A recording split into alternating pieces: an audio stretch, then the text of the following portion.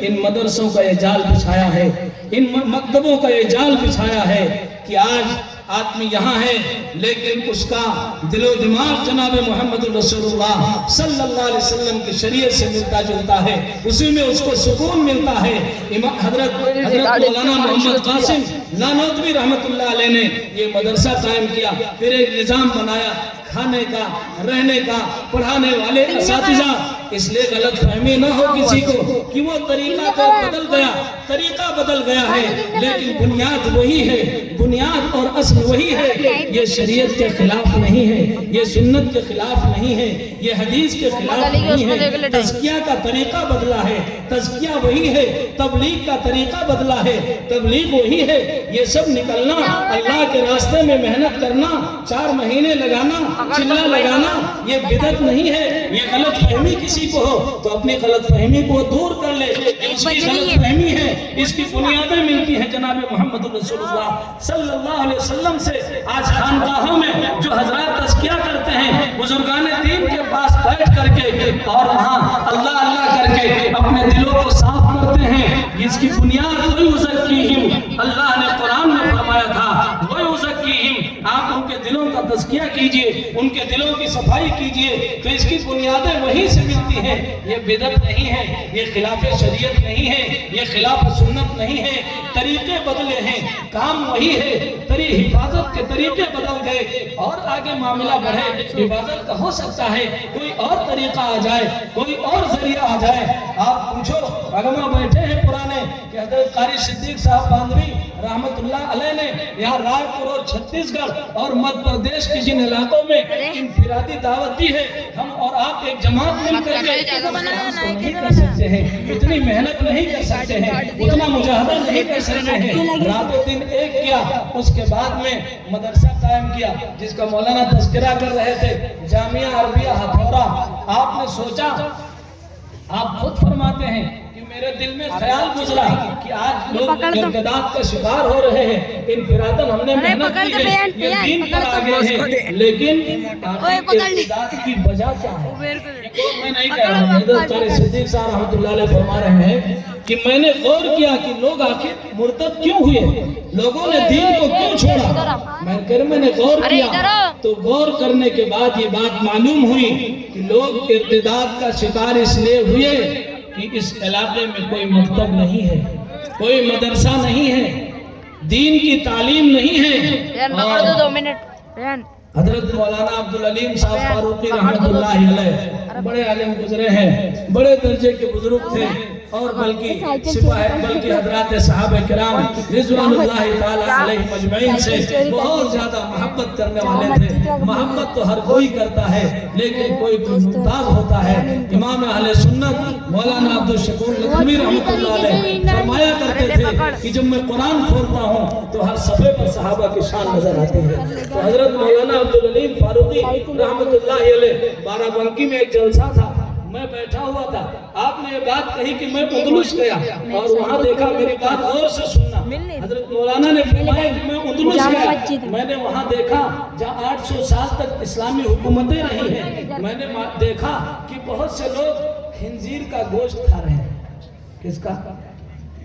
ایک مسلمان ہندوستان کے اندر اگر اس کے سامنے کہا جائے چاہے جتنا ان پڑھ ہو تو بھگے گا نہیں بھگے گا، فوراً اس پہ توبہ کرے گا، استغفار کرے گا، اور تعجب کی نگاہ سے آپ بھی دیکھ رہے ہیں کہ ایسا کیسے؟ میں نے معلوم کیا ان کے باپ دادا مسلمان تھے، ارے اوپر کی نسلیں ان کی بہت بلند ہیں، لیکن میں نے پوچھا کہ آخر ایسا کیوں ہے؟ تو کہہ رہے ان لوگوں نے بتایا کہ ہمیں یہ نہیں معلوم ہے کہ خنزیر کا کھانا حرام ہے۔ کیوں؟ حضرت مولانا عبدالعلیم صاحب رحمت اللہ علیہ نے فرمایا، کہا کہ اس کی وجہ، انہوں نے کہا کہ یہاں کوئی مکتب نہیں ہے، یہاں کوئی مدرسہ نہیں ہے، یہاں کوئی دین کی تعلیم کا بنیادی کوئی مرکز نہیں ہے کہ جہاں پر قرآن سکھایا جائے، جہاں پر حرام حلال کی تعلیم دی جائے۔ آج یہ بچے ہیں، آج یہ بچیاں ہیں، کل یہی قوم کی آفتاب و مہتاب بنیں گی، انہی سے قوم کے اندر روشنی پھیلے گی، انہی سے قوم ممتاز ہوگی، انہی سے قوم کی بلندی آئے گی۔ میرے بھائی اور دوستو، یہ اہمیت ہے ان مکتبوں کی، ان مدرسوں کی۔ حضرت صلی اللہ علیہ وسلم نے فرمایا تھا والے بنو، اس کی بات غور سے سننے، لفظ مستمع بتا رہا ہے، بنو قبولیت کے کان سے سننے والے بنو یا کم سے کم محبت کرنے والے بنو، محبت کرنے والے بنو، لیکن پانچویں نہیں بننا ورنہ ہلاک ہو جاؤ گے۔ ہلاکت کیا ہے؟ تمہاری نسلیں قرآن سے محروم ہو جائیں گی۔ ہلاکت یہی نہیں کہ کوئی آدمی مر جائے، ہلاکت یہ بھی ہے مسلمان کے لیے کہ وہ دین سے محروم ہو جائے، ایمان سے محروم ہو جائے، قرآن سے محروم ہو جائے۔ آپ نے فرمایا پانچویں نہیں بننا ورنہ ہلاک ہو جاؤ گے۔ عرض کیا گیا پانچواں کون ہے؟ اللہ کے رسول صلی اللہ علیہ وسلم۔ آپ نے فرمایا میں یبغض العلم واہلہ، جو علم سے اور اہل علم سے بغض رکھتا ہو، دشمنی رکھتا ہو۔ میرے بھائیوں، بزرگوں، دوستوں، اس لیے اپنے دلوں کے اندر اس علم کا اہتمام اور احترام پیدا کرو، علم سے محبت پیدا کرو، اہل علم سے لگاؤ پیدا کرو۔ ہم نے نہیں پڑھا ہے، علماء لکھتے ہیں، علماء فرماتے ہیں، بزرگان دین کہتے ہیں کہ جس کو علماء سے محبت ہوتی ہے اگر وہ عالم نہیں ہے، وہ حافظ نہیں ہے، اللہ اس کی نسلوں میں حافظ پیدا کر دے گا، اللہ اس کی نسلوں میں عالم پیدا کر دے گا۔ اور جس کو علماء سے بغض ہوتا ہے، علم سے بغض ہوتا ہے، اس کی نسلیں محروم ہو جاتی ہیں حافظ اور عالم بننے سے۔ حضرت صلی اللہ علیہ وسلم فرما رہے ہیں، اس میں کون سی اشتباہ کی بات ہے یا کون سی تشریح طلب بات ہے؟ حضرت صلی اللہ علیہ وسلم فرما رہے ہیں کہ نسلیں محروم ہو جائے گی، وہ محروم ہو جائے گا۔ میرے بھائیوں، بزرگوں، دوستوں، اس لیے یہ جو واقعات ہم نے سنائے ہیں، یہ واقعات اس لیے سنائے ہیں کہ ہمارے دلوں کے اندر بھی اس علم کی عظمت آنی چاہیے، علم کا احترام آنا چاہیے۔ اور اب تک اگر ہم نے اپنے بچوں کو قرآن حاصل کرنے کے لیے نہیں ڈالا ہے تو آج طے کر کے اٹھیں کہ انشاءاللہ ہم اپنے بچے کو قرآن کی تعلیم دیں گے، ہم حدیث کی تعلیم دیں گے۔ اسلام تو بہت بلند مذہب ہے، بہت ہماگیر مذہب ہے، تمام جہتوں کو لے کر کے چلتا ہے۔ اسلام منع نہیں کرتا ہے کہ آپ اور کوئی علم نہ حاصل کریں، اسلام منع نہیں کرتا ہے، وہ فن ہے، اس کو آپ حاصل کریں، لیکن جس علم کی فضیلت ہے، جس علم کی ستائش ہے، جس علم کی تعریف کی گئی ہے، احادیث مبارکہ جو میں نے پڑھی ہے، وہ یہ قرآن کا علم ہے، حدیث کا علم ہے، مسئلہ مسائل کا علم ہے، اس کی فضیلت فرمائی گئی، اس کی فضیلت بتائی گئی ہے۔ وما کانا سوا ذالک فہو فضل، ایک کاشتکاری کرتا ہے زندگی گزارنے کے لیے، آپ بھی انجینئر بن جاؤ، ڈاکٹر بن جاؤ، آپ کی بھی زندگی اچھی طرح گزر جائے گی۔ میرے بھائیوں، آج ایک سوال کا جواب دے کے ابھی بات ختم کر رہا ہوں، آپ ایک سوال کا ہمارے جواب دیں کہ چلو اللہ فرماتا ہے کہ لوگوں اپنے آپ کو جہنم کی آگ سے، اپنے آپ کو آگ سے بچاؤ، اپنے گھر والوں کو آگ سے بچاؤ۔ ہم کو آپ کو بہت محبت ہے، اپنی اولاد سے بہت محبت ہے، ہم نے اپنے بچے کو ڈاکٹر بنا دیا، اپنے بچے کو ہم نے گریجویٹ بنا دیا اور ڈگریاں دے دی، دلوا دی اور نوکری بھی لگ گئی۔ کتنی عمر گزر گئی؟ 30 سال کم سے کم عمر گزر گئی کہ نہیں گزر گئی؟ 30 سال عمر گزر گئی۔ آپ بتائیں، جب اتنی ڈگریاں دلائیں گے اور اس کے بعد پیسہ روپیہ، آپ تو بہت پیسہ روپیہ دینا، پیسہ روپیہ دے کر کے اس کو ہم نے نوکری بھی اس کی لگوا دی، کس لیے؟ کہ آئندہ جو معتمل زندگی ہے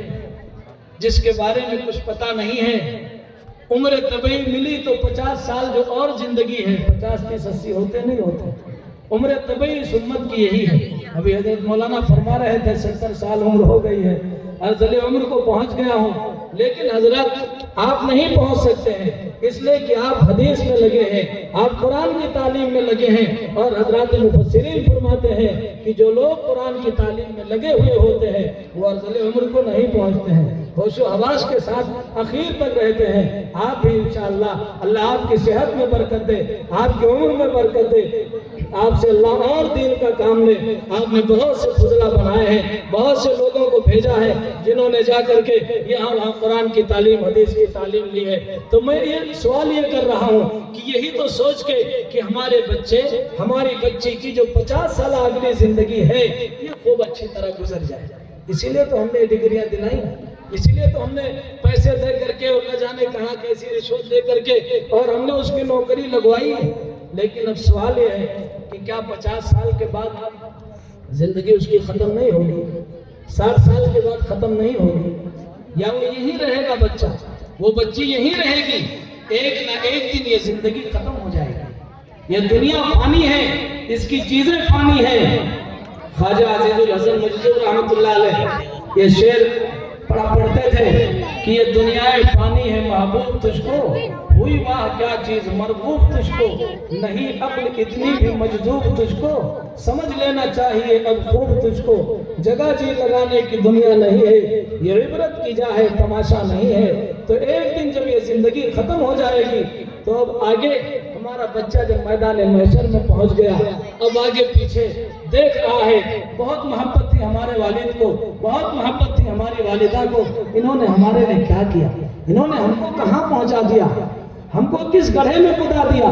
انہوں نے تو ہم کو بہت ڈگریاں دلائی تھی، وہاں ڈگری کام نہیں آئے گی، روح نکلتے ہی ساری ڈگریاں ختم ہو جاتی ہیں، کوئی ڈگری کے نام سے کسی کو نہیں اٹھاتا ہے، ہر آدمی یہی کہتا ہے بھائی میت کو لے کر کے چلو، کوئی نہیں کہتا فلاں ڈاکٹر کو، فلاں عالم کو، فلاں صاحب کو لے کر کے چلو، سب کہتے ہیں میت کو لے کر کے چلو، تو ڈگریاں تو یہیں ختم ہو گئی، اب میدان محشر میں پہنچے ہیں، اب وہاں کے لیے کیا کر کے آئے ہیں، اس پہ سوچنا ہے۔ اگر ہم نے اپنے بچے اور اپنی بچی کی تیاری کرائی ہے آخرت کی تو وہ خوش ہوں گے، ہم کو محبت ہے اپنے بچی سے، اپنے بچے سے، اور اگر ہم نے آخرت کی تیاری نہیں کرائی اور وہاں پہنچ کر کے اللہ نہ کرے کہ یہ سوچنا پڑے کہ آئے تھے کس کام کو کیا کر چلے، تو ہم چند اپنے سر دھر چلے آئے، وہاں سے تو کوئی کاغذ بھی نہ لائے تھے اور یہاں سے ایک دفتر ساتھ لے چلے، وہاں سے تو کوئی کاغذ بھی نہ لائے ساتھ میں اور یہاں سے ایک دفتر ساتھ لے چلے، ایسا نہ ہو کہ وہاں سوچ کر کے وہاں پہنچ کر کے اسے یہ تکلیف اٹھانی پڑے، تو پھر ہم نے اپنی اولاد سے محبت نہیں کی ہے، ہم نے دشمنی کی ہے اپنی اولاد سے۔ آج ہماری اس بات پہ غور کرو، اور یہ غور کر کے اور رات میں بھی غور کرنا، جب موقع مل جائے تو 5 منٹ کے لیے غور کیا کریں، والدین، ماں بھی اور باپ بھی، کہ ہم اپنی بچی کو جس علم میں لگائے ہوئے ہیں کیا یہ علم مرنے کے بعد بھی نفع بخش ہوگا؟ منع نہیں کرتا ہوں میں کہ علم نہ سکھاؤ، لیکن میرے بھائیوں یہ ڈگریاں بہت لوگوں نے حاصل کی ہیں، لیکن جب علم سے دور ہو گئے ہیں، علم دین سے بیزار ہو گئے ہیں تو ذلت و رسوائی کا مقدر بنا، اور آپ دیکھ رہے ہیں اور دیکھا ہے کہ کیسے کیسے لوگ بھیس بدلتے ہیں، کیسے کیسے لوگ کوششیں کرتے ہیں، اپنے افکار کی دنیا میں سفر کر نہ سکا اور اپنی حکمت کے خم و پیچ میں الجھا ایسا آج تک فیصلے نفع و ضرر کر نہ سکا۔ میرے بھائیوں، بزرگوں، دوستوں، اللہ تبارک و تعالیٰ نے اس ایمان والے کو بہت بلند بنایا ہے، اس لیے اس کو ایک بلند کلام دیا ہے، اور ان میں بھی وہ بلند ہیں جو اس کلام پاک میں لگے ہوئے ہیں۔ حضرت نبی کریم صلی اللہ علیہ وسلم نے ایک حدیث سنا کے بعد ختم کر رہا، حضرت زیادہ وقت ہو گیا نا، حضرت نبی کریم صلی اللہ علیہ وسلم نے فرمایا، کہا کہ اللہ کے کلام کی فضیلت، کلام الہی قرآن کی تمام کلاموں پر ایسے ہے جیسے میری فضیلت ان میں سے ایک ادنا آدمی پر، وہ سرور کائنات، وجہ کن فقاں، سید الانبیاء والمرسلین، جناب محمد رسول اللہ صلی اللہ علیہ وسلم، اللہ تبارک و تعالیٰ کے بعد جن کے مرتبے اور جن کے پائے کا کوئی نہیں، جن کے مقام کا کوئی نہیں، آپ فرما رہے ہیں کہ اللہ کے کلام کی فضیلت، اللہ کے کلام کی فضیلت دیگر کلاموں پر ایسے ہے جیسے میری فضیلت تم میں سے ادنا اور سب سے ہلکے درجے کے انسان پر۔ اب آپ اندازہ لگائیں کہ اس قرآن میں جو آدمی لگے گا تو اس کی بھی تو فضیلت اسی طرح ہوگی جو حضرت نبی کریم صلی اللہ علیہ وسلم فرما رہے ہیں۔ کوئی عالم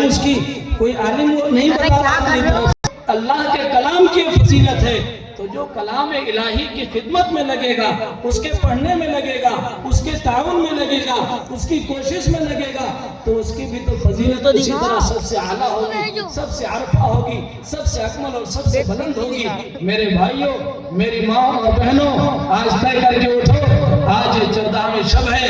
آج اس میں عبادتیں کرو، دن میں اپنا عبادت کرو، روزے رکھو۔ یہ روزہ رکھنے والی بات یہ بالکل ٹھیک ہے، آدمی کو روزہ رکھنا چاہیے، بہت زیادہ ثواب ملتا ہے، اور اللہ سے رو، اپنے گناہوں پر نادم ہو، اپنے گناہوں پر شرمندہ ہو جاؤ کہ اے اللہ، ابھی تک ہمارا ذہن کچھ اور تھا کہ یہ بنا دیں گے، یہ بنا دیں گے، لیکن ایک عالم نے ہمارے سامنے بات رکھی، ہمارے دل میں خیال پیدا ہوا کہ نہیں، سب سے پہلے ہم اپنے بچوں کو ایمان والا بنائیں گے، اس کے بعد ان کو ڈگریاں دلائیں گے۔ تم شوق سے کالج میں پڑھو، پارک میں پھولو، جائز ہے کہ تم غباروں میں اڑو، چرخ میں جھولو، مگر ایک سخن بندے عاجز کی رہے یاد، اللہ کو اور اپنی حقیقت کو نہ بھولو۔ اللہ تبارک و تعالیٰ نے مسلمان بنایا ہے، اللہ سے دعا کرو کہ اللہ ہم کو آپ نے مسلمان بنایا ہے، مسلمان بن کے ہم کو رکھیے، مسلمان ہونے کی حالت میں، اور جب دنیا سے جائیں تو مسلمان ہونے کی حالت میں جائیں۔